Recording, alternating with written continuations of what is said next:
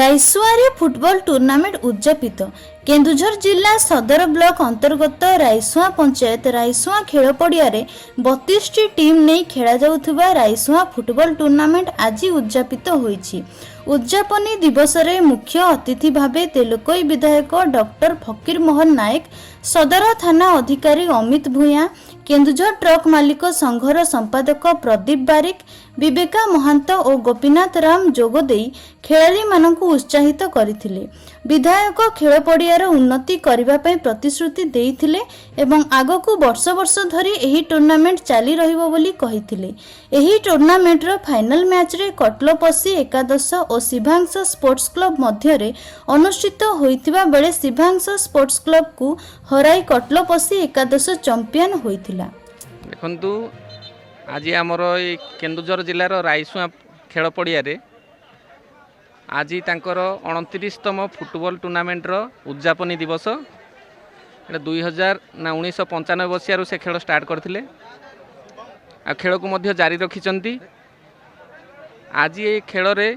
मुख्य अतिथि भाव मते एठिका क्लब रो सभापति एवं तांको क्लब रो समस्त सदस्य तथा ये अंचलवासी मते स्नेह आदर रे एठी मुख्य अतिथि करिथिबारु मु समस्त को मो हृदय कृतज्ञता जनाऊँ, धन्यवाद जनाऊँ। आ ये खेल आज बहुत शांति श्रृंखलार सहित होउची। आज फाइनल खेल आउ ये अंचलवासी मध्य खेल प्रति गुरुत्व देउचंती। ताहा नहितिले आज 29 वर्षर ये खेल तिष्ठि न थांता। मु ए क्लब रो सभापति तथा अन्य सदस्य मानकु मो तरफरु तांकु एतिकी भगवान को निकट रे कामना करी जे आज जे खेल को 29 वर्ष होईची ए खेल दीर्घायु हो, ये 50 वर्ष हो, अतिक्रम करी 100 वर्ष हो एवं तत्संगे संगे ए अक्लांत परिश्रम करी 2 दिन भितर जो खेल को एठारे सफलतार सहित आयोजन करि पारिछंती समस्त सदस्य सदस्य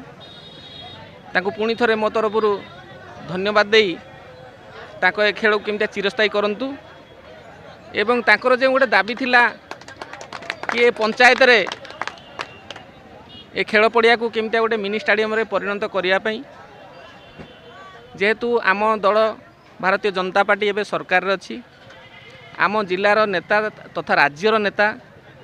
आमर प्रिय मुख्यमंत्री श्रीजुक्त मोहन चरण माझी मध्य ए निर्वाचन मंडली तेणुक आम आशा रखिबू एवं मु मध्य ए दाबी रखिबी मोहन भाई पाखरे कि आगामी दिन में यथा समय यथा संभव ए पड़िया को केमती मिनी स्टाडियम रे कन्वर्ट करी हबो सेति प्रति मध्य मु गुरुत्व देबी।